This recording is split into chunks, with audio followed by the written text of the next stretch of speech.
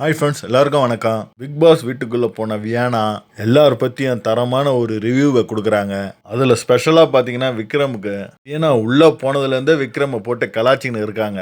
விக்ரம் வீட்டுக்குள்ளே பார்த்தீங்கன்னா நிறைய பேரை மேனிப்புலேட்டிங் பண்ணி தான் மேலே வந்திருக்காரு. உங்கள் கேமை எப்படி திசை திருப்பலாம், அவங்க மண்டையை கழுவி அவங்கள வேற பக்கம் திசை திருப்பலாம் இப்படின்ற மாதிரி தான் விக்ரம் பண்ணிட்டு மேலே வந்திருக்காரு அப்படின்னு விக்ரமை பற்றி வியானா கருத்து சொல்கிறாங்க. ஏன்னா விக்ரம் பற்றி இந்த விஷயத்த சொல்ல ஆரம்பிக்கும் போதே சாண்ட்ரா பாத்தீங்கன்னா இதை பத்திலாம் இங்க இப்ப நீ பேசாத, அவரு பாத்தீங்கன்னா இப்ப ஓகேவா இல்ல.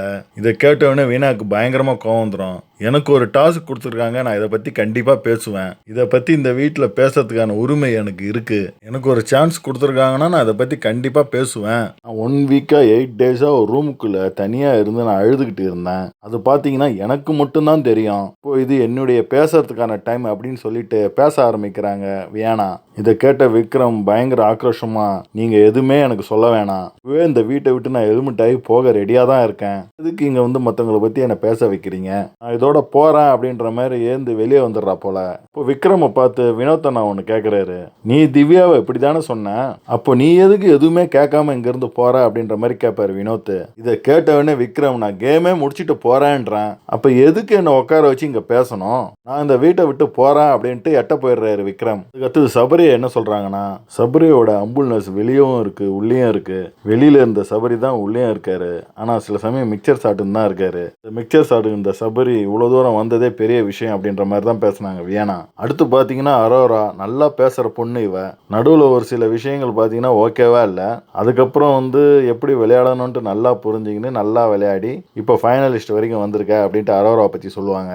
அடுத்து பாத்தீங்கன்னா கானா வினோத், இந்த வீட்டிலே டிரான்ஸ்பரண்ட் பர்சன் பாத்தீங்கன்னா வினோத் அண்ணா தான். அவர்கிட்ட நான் ஒரு விஷயம் லேர்ன் பண்ணிக்கிட்டேன், சாரி ஈஸியா யாருக்கிட்டுமே கேட்க மாட்டாரு. அவருக்கு மனசார அந்த விஷயத்துக்கு சாரி கேட்கணும்னு தோணுனா மட்டும்தான் அவர் சாரி கேட்பாரு. யாருக்கிட்டையாவது சண்டை போட்டாருன்னா அந்த சண்டையை மட்டும்தான் வெளியே போய் எல்லாருக்கிட்டையும் பேசுவார், தவிர எக்ஸ்ட்ரா பிட்டெல்லாம் வச்சு அவர் பேச மாட்டாரு. அடுத்து திவ்யா பார்த்தீங்கன்னா நல்ல ஒரு தைரியமான பொண்ணு.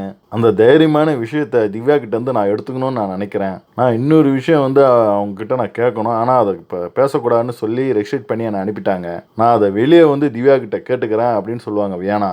அடுத்து பார்த்தீங்கன்னா கடைசியாக சாண்ட்ரா ஈவிலுக்கெல்லாம் ஈவில் மாதிரி. அவங்க அவ்வளோ போல்டா விளையாடக்கூடிய ஆள். அவங்க அடிக்கடி ஒரு மாதிரி ஆயிடுறீங்க, அது ஏன் தான் தெரியல. சாண்ட்ரா சுகர் கொடுத்தா பச்சை மிளகா ஆக்குற சாண்ட்ரா அவங்க. அந்த மாதிரிப்பட்ட சாண்ட்ரா இன்னைக்கு இப்படி டல்லாகி போய் விளையாடுறாங்களே, அதான் ஏன்னு தெரியல. உங்களை நல்லா வெளியே எனக்கு நல்லா தெரியும், அதுக்கு சாண்ட்ரா ஆமான்னு சொல்லுவாங்க. உங்க 2 பேரும் வெளியே நல்ல திக்கான ஃப்ரெண்டா இருந்திருக்காங்க, அதனால தான் அந்த சாண்ட்ராவை இங்க நான் பார்க்க முடியல அப்படின்னு வேணா சொல்றாங்க. சாண்ட்ராவை பத்தி ரொம்ப டீப்பாலாம் வேணாவால பேச முடியல, சொல்லி தான் அனுப்பிக்கிறார் போல இருக்கு பிக் பாஸ். அங்கே போய் ரெட் கார்டை பற்றி, பார்வதி பற்றி, கமருதீன் பற்றி, அவங்க பண்ண தப்பை பற்றிலாம் நீ பேசக்கூடாது அப்படின்னு சொல்லிட்டாங்க போல இருக்கு. அதனால் Parvathi Kamarudeen red card matter எல்லாம் யாருமே பேச மாட்டாங்க. இன்னும் வாயில் டீசெண்டாக வருதோ அதை பேசிட்டு நடைய கட்டினே இருக்கிறாங்க பிக் பாஸ் ஹவுஸை விட்டு. மக்களே, வேணா பேசுனதை பற்றி உங்கள் கருத்தை நான் மறக்காமல் கமெண்ட் செக்ஷனில் கமெண்ட் பண்ணுங்கள். அடுத்த வீடியோவில் சந்திக்கிறேன். பாய்.